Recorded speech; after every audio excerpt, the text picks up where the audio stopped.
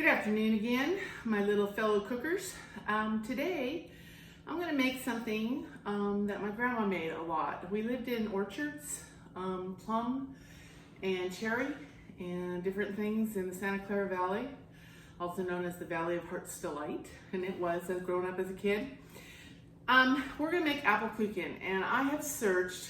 It was one of the recipes that I did not have from my grandma, and it was always on her counter. She always made it.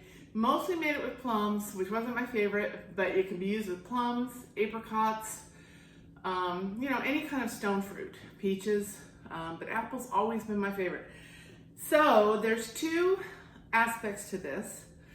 You got to get the dough down, which is pretty easy dough, and then you've got to place your apples and top it with a topping. Once you learn how to do it, simple, not hard, great way to use up apples. I put a picture on the Facebook page with the recipe and a mix of the apples that I had in my crisper. They were Pippins, Granny Smith's, that's the same as Pippin, kind of, it's the same tart crisp apple. I had a leftover Gala, and then I had two red apples that were just kind of sitting there that hadn't gotten eaten. So good way to use up a whole bunch of different apples. And what I've done is peeled and sliced 5 apples, and they're about a 1/4 inch sliced. It kind of doesn't matter, well it does because you don't want to overbake this, but you don't want them too thin and you don't want them too thick because they all have to kind of cook at the same consistency. We're going to start out by preheating your oven to 350 degrees with your rack in the center position. Now, here are 2 pans. They don't look much different, but they are. This is a sheet pan, okay? We're not gonna use that. If you want to use that, you can, but this recipe, then you should do 1.5 times this recipe. But we're gonna use a jelly roll pan. It's roughly 15.5 by 10.5 by 1/8 inch, okay? No grease, so we're just gonna set that to the side till we get our dough made. And in this bowl, as you can see, I have a 1/2 cup of sugar, 2 cups of flour, 3 teaspoons baking powder, 1/2 teaspoon salt, 2 tablespoons of shortening. And I'm gonna kind of cut that shortening in with just my spoon, a little bit. It will break down, and I use butter flavor Crisco, it'll break down once I add the liquid. Now to this, you want to take, this is a 2-cup measuring cup. So you put your egg in first, and then you fill it up. I've got whole milk here. Always cook with whole milk. It does make a difference. Till it says 1 cup.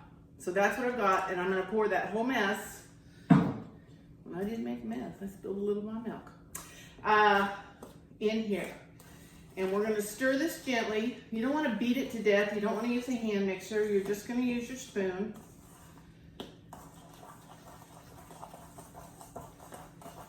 Incorporate all those things into this dough. Now the dough's pretty thick, like maybe like a muffin batter almost.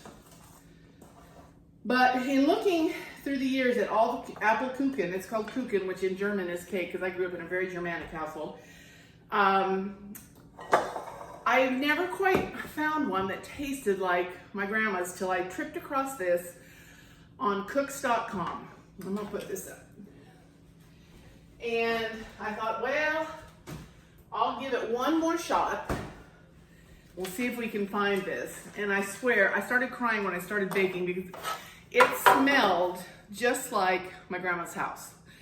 And I have very fond memories of cooking with my grandma. So anyway, we're taking this jelly roll pan and our dough. Now, we're gonna put it on this pan with no parchment, no grease or Pam or anything. Just, and trust me, it will come up when you get ready to serve it. So we're gonna get all that out. Now, it doesn't look like it's gonna be enough for this pan, but what you gotta do is work this, and I work it kind of into the corners first and then try to fill it in. And it will work. And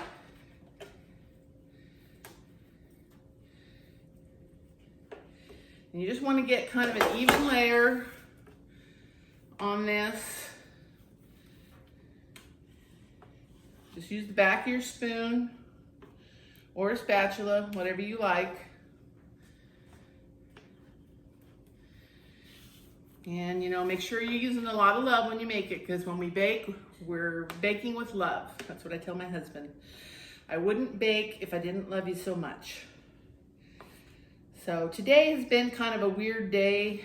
Had a really busy week and I'm just tired, and my husband hasn't been feeling well, so I feel like baking. Baking takes the stress out of me. I got some ribs in the oven that we're gonna have, some little baby backs, some sliced tomatoes, and some barbecue beans for dinner.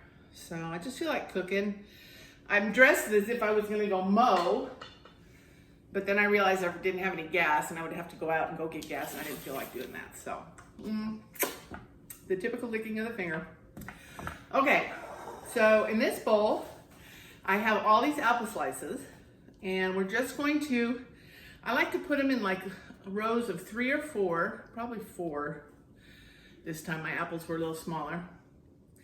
And you're just gonna set them up on this edge like this.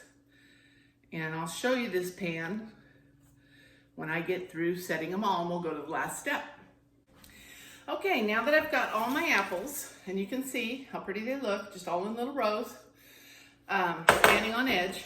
In this bowl, I have the topping, and in that is 1.5 cups of sugar. And I've tried it with all granulated sugar, half granulated, half brown sugar, all brown sugar. I still prefer the all granulated sugar. It's really to your taste. Also in there is 3 tablespoons of flour, a teaspoon of cinnamon. I went goofed with a tablespoon, but I love cinnamon, so it's okay. And 3 tablespoons of real butter. And you want that butter not cold, but room temp. And you're gonna cut that in, what they say, cutting with your fork, till the butter's like little pea size granules. You're gonna mix that flour and that sugar. Just takes a few minutes. I was visiting with our new kitten, Notch, today. He's a pistol. He is not allowed in the house. He's an outside cat for now. Probably forever, but I'll make sure he's warm in the winter in the garage or something. But anyway, he gets so excited now. He was a feral cat, a stray. Somebody dumped, or he was born at our neighbors or something. But he comes and he gets so excited to be petted that he rolls on his belly, or rolls over and exposes his belly. And if you go to pet his belly, then you get the death claw, and he tries to amputate your fingers. So I'm trying to teach him a little etiquette, like, gentle and no. But anyway, that's what I've been doing today. And I thought I'd mow since we had so much rain this week. One thing I was gonna say about kittens, now I have all my cats are fixed and got all the shots and bittles and all that stuff. But Notch isn't yet, and we'll get him there. But if you're introducing a new cat into your household, what I have found over the years, because I've had cats since I was 6 years old, if you have an adult female, get a male kitten or get a younger male.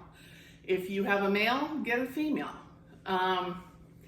It just seems to work out better. Now, sometimes you got cats that just aren't gonna like each other, and they'll find their own, space in your house. I've got a couple of that hiss and spit at each other, not mean, you wanna introduce them slowly. But once it comes time that we're done with dinner and we're sitting down to watch a movie or whatever, all cats lay over the 2 of us, and they each have their own space. And God forbid they should interfere with each other's space, because I think I sport a few wounds now and then. Anyway, okay, I've got this cinnamon sugar, and what I'm gonna do with the butter, is take a big old spoon, somewhere in here, and I'm just gonna sprinkle this right over the top of my apples. And this will all melt into the apples. It will taste absolutely delicious. It's great for snacks when the kiddos come home from school. It's great for dessert. It makes a lot, so you can take it to club meeting or whatever. Or it's great for breakfast. My grandma, like I said, my grandma had one usually on the counter of one sort or another all the time. I guess Grandpa Hank liked that. So that's it, and this is what it looks like. And you're gonna bake that at 350 for 30 to 40 minutes. Check it at 30. You want your apples done, so stick a little fork in them, make sure they're tender and that the sugar's melted on the top. And I'll let you see what it looks like when it comes out.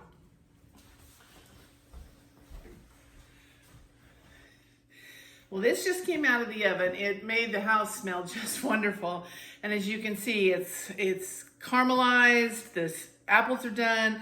The crust has a nice light brown color to it. We'll let this cool. Now, some people say to make a powdered sugar and milk and vanilla glaze. I don't think it needs it. It's plenty sweet. It's not overly sweet though, which I like. I don't like overly sweet things.